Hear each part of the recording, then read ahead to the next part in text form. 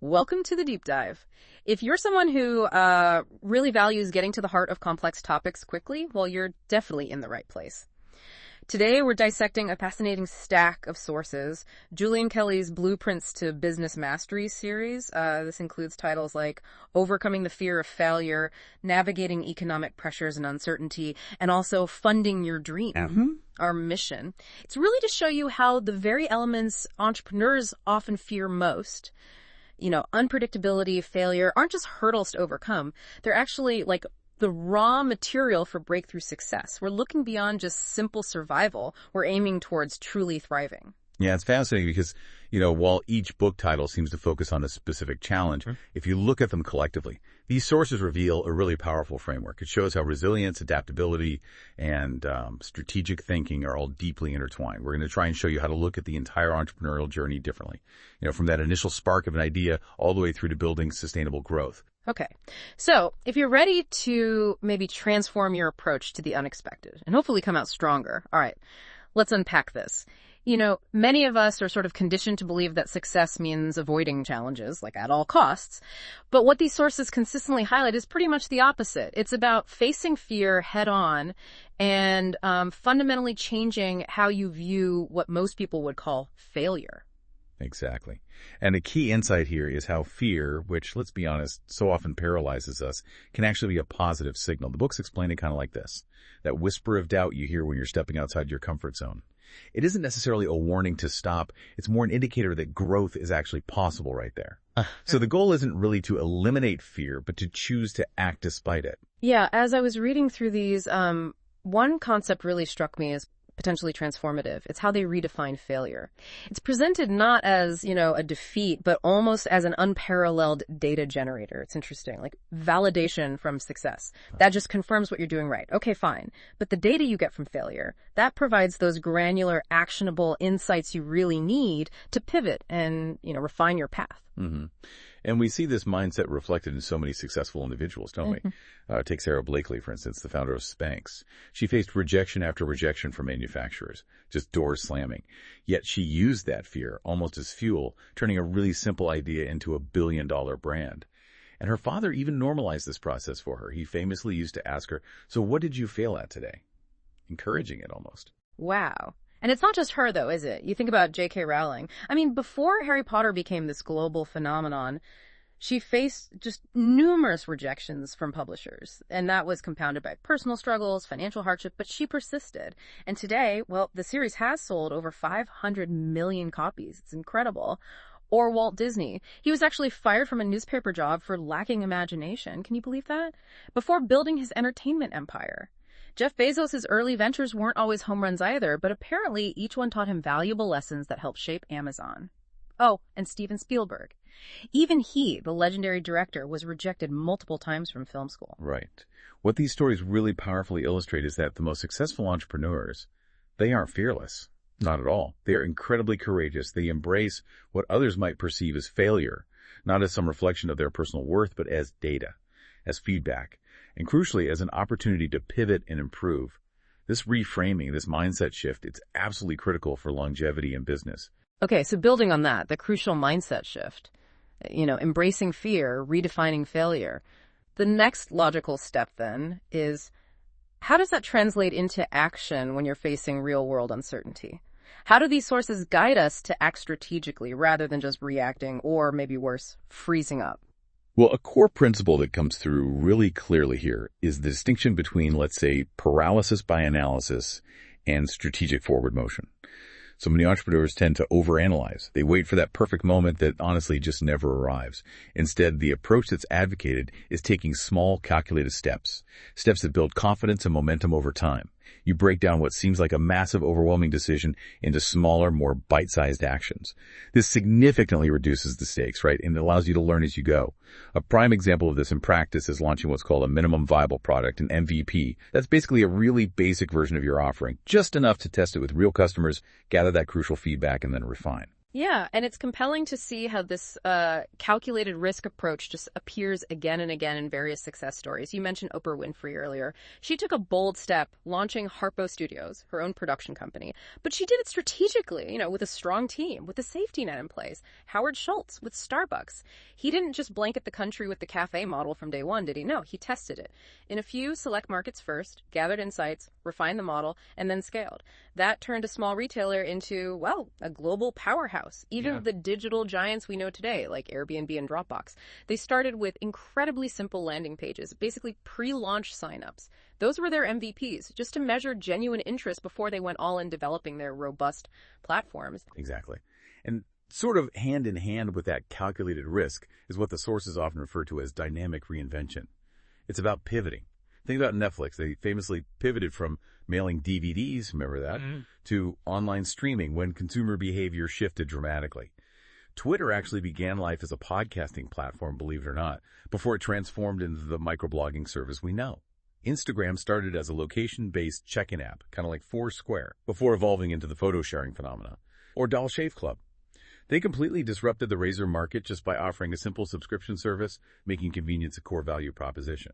And Sophia Amoruso, the founder of Nasty Gal, she started out just selling vintage clothes on eBay, learning, adjusting as she went, rather than waiting for some perfect business plan. So it seems this isn't just about being flexible in a vague sense. It's more about building a core competency almost in dynamic reinvention, where your operational agility itself becomes your fiercest competitive edge.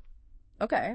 And often as entrepreneurs step into the space of uncertainty, one of the most tangible fears they face is, of course, financial. Money. But our sources seem to reveal some surprising truths about funding your dream. They kind of bust some common myths about startup costs. You're absolutely right. Many people just assume you need a fortune, like a huge investment to start a business. But that's often a major misconception. The truth about startup costs, according to these books, is they are often much, much lower than people imagine. Particularly if you're really rigorous about differentiating between the absolute necessities and the luxurious nice-to-haves, especially early on. You probably don't need that fancy office or the perfect bells and whistles website right at the beginning. What you need is to prove your concept works and prioritize generating actual revenue. The books make a really clear point here. The biggest expense isn't always money. Often it's your time and your effort. Yeah, and there are some really powerful examples of just how lean you can actually start. Sarah Blakely, founder of Spanx, we mentioned her again. She launched with just $5,000 in personal savings. That's it. Damon John, who created the FUBU clothing brand, he literally started sewing hats in his mother's living room, selling them between his shifts working at Red Lobster. And companies like MailChimp, the email marketing platform, and Ben & Jerry's ice cream both grew organically, primarily by just consistently reinvesting their revenue back into the business. They didn't need large outside investments initially. Even a company like Patagonia, the outdoor clothing giant, has famously never gone public or taken venture capital money. They stayed true to their mission through careful financial management. Right, that independence is key for them. So, okay, let's say you've proven your concept with minimal funds. How do these sources advise finding additional capital, maybe without relying only on traditional bank loans? They seem to dive into quite a range of creative funding strategies. They do. One really foundational method is called bootstrapping, which simply means using your personal savings and reinvesting every dollar of revenue you make back into the business. Now, this gives you ultimate control, which is great, although growth might be a bit slower. Then there's the incredible power of pre-sales and crowdfunding, using platforms like Kickstarter or Indiegogo. This is brilliant because you essentially generate capital and you validate market demand before your product is even fully launched. It effectively shifts the financial burden, or at least some of it, from you, the entrepreneur, onto the enthusiasm of your early customers. Beyond that, you can also explore things like grants and business plan competitions. These often offer non-repayable capital, especially for specific industries, or maybe social impact initiatives. And don't overlook the power of bartering and skill exchanges. Trading your services for something you need can significantly reduce those painful upfront costs. And finally, forming strategic partnerships can be huge. It can help you access crucial resources and reach new customers without a massive financial outlay. So what this all really boils down to is that successful entrepreneurs are incredibly resourceful when it comes to money. Just masters of making a little go a long way. They're focused on smart budgeting, diligent cash flow management, and really understanding business credit.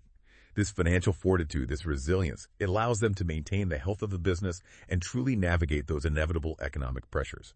Which, by the way, always includes needing continuous innovation and constantly strengthening customer relationships. You can't stand still. That's actually a fantastic transition because, beyond the funding, the crucial question becomes, how do you sustain and actually scale a business in what feels like an ever-changing market? The sources seem to emphasize that longevity isn't about avoiding change, but rather embracing it, but doing so with really strong foundations in place. Exactly. The central question then becomes, okay, how do you build an enterprise that truly lasts? Even if you started small, maybe even as a solopreneur. And the answer, according to these books, lies in establishing robust systems, cultivating strong support networks, and maintaining a highly adaptable strategy. Let's take systems and processes, for instance. They are the absolute backbone of efficiency and, crucially, scalability. We're talking about things like documenting everything you do, automating repetitive tasks wherever possible, maybe using CRM software, customer relationship management tools, or email automation, and creating SOPs, standard operating procedures, which are really just detailed step-by-step instructions for all your routine tasks. These things reduce errors, they free up your time, and they dramatically improve overall productivity. Right. And even if you are starting out as a solopreneur, your team can actually extend far beyond just you or even traditional employees. It might include freelancers you hire for specific projects, virtual assistants working remotely, definitely mentors, and even those automation tools you just mentioned, they're part of the team too. Delegating tasks isn't a sign of weakness at all. It's actually a smart path to avoid burnout and focus on higher level strategy. And then, as you grow, the focus naturally shifts to hiring people who align not just with the required skills, but with your company's mission and values. That becomes critical. And speaking of support, cultivating that strong network, mentors, peers, fellow entrepreneurs, it seems indispensable. Their guidance, their emotional support, just sharing learnings, it's invaluable. And as someone who certainly faced those moments of doubt myself, it really hammers home that hearing these stories reminds you that failure or setbacks are simply part of the journey for everyone. Absolutely. And an adaptable business strategy is also vital because let's face it, no business plan ever unfolds exactly as you write it down on day one. Markets shift constantly, customer preferences evolve, competitors innovate unexpectedly. Adaptability, in essence, becomes your most significant competitive advantage. It's not just a nice to have, it's essential. This means constantly listening to the market signals, being willing to adjust your pricing, your offerings, maybe diversifying your revenue streams so you're not reliant on one thing, and always having a plan B, and probably a plan C and D as well. During times of economic uncertainty, consumers often prioritize essentials and value for money. So businesses must be ready to adapt what they offer. And the gig economy, for example, offers incredible flexibility these days.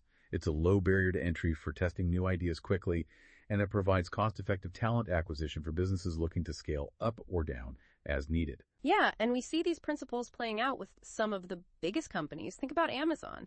They've mastered operational efficiency and scaling through incredibly sophisticated supply chain management and purely data-driven decisions. Zappos, the online shoe retailer, built this legendary company culture based on employee empowerment and innovation, which led directly to exceptional customer service and fierce loyalty. Damon John of FUBU, starting with almost nothing, leveraged those small wins early on, built his company literally one sale at a time, and eventually turned it into a global powerhouse. Or consider someone like Vera Wang. She apparently relied heavily on mentorship and guidance when she transitioned careers to launch her bridal brand at age 40. That support was key. Fawn Weaver, who founded Uncle Nearest Premium Whiskey, she knew very little about the actual whiskey business initially, but she built a hugely successful brand by focusing on compelling storytelling and uncompromising quality. Now it's the fastest growing independent American whiskey. And Whitney Wolfe Herd, the founder of Bumble, she actually used her own personal challenges and experiences to fuel the creation of a new dating app, completely disrupting an established industry. Wow, those are great examples. So, okay, what's the practical application of all this for you, the listener? It really means that building a business that lasts isn't just one thing.